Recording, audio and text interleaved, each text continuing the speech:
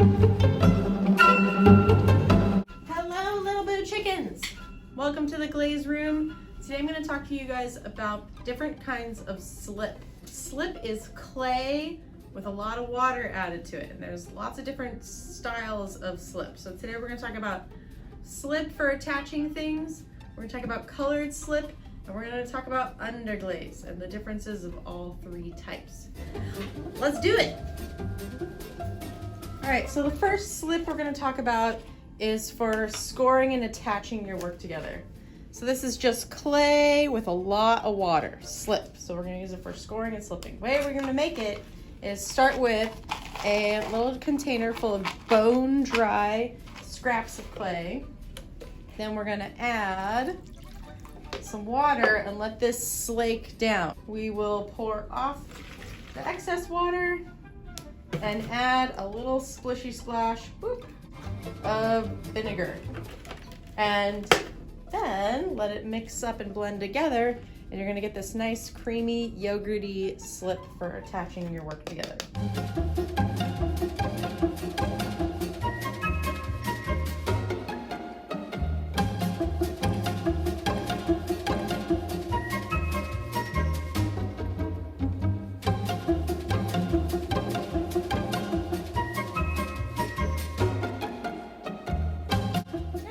Start to talk to you guys about colored slips and underglazes. So these are black and white colored slips. Slip is something we can make very cheaply in the studio, and slip is typically much thicker in its consistency than underglaze. So here's what the black slip looks like. When it's unfired, it's like this light gray, but when it fires, it's a deep dark black. And then here's underglaze. Underglaze is a type of slip that's commercially made, and so it's something we buy. And underglaze tends to be a little bit more predictable, but it's also thinner in its coating. So I don't know if you can tell with the brush strokes there, but you can definitely tell the difference between this white slip, which has a grayish tone to it, versus this white underglaze, which is a bright white, but you can also see the brush strokes in it. So black slip, black underglaze, white slip, white underglaze.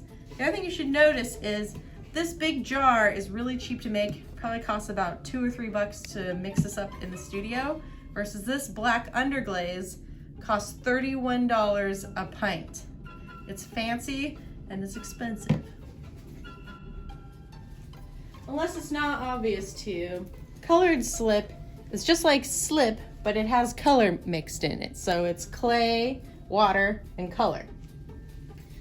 On the table here, we've got green slip and green underglaze, and we have blue slip and blue underglaze.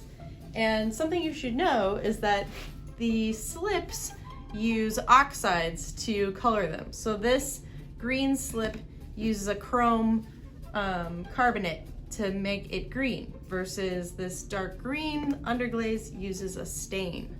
And that's especially obvious when you look at the blue. The blue slip here, when you look at it, it's pink. And that's because cobalt oxide in its raw form is pink. When it fires a deep blue. The blue underglaze uses stains that are commercially mixed and scientifically made.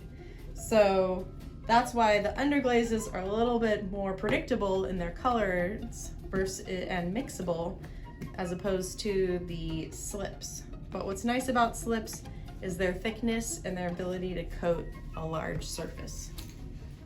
If you're looking for underglaze in the studio, they're inside the glaze room in this upper cabinet above the sink.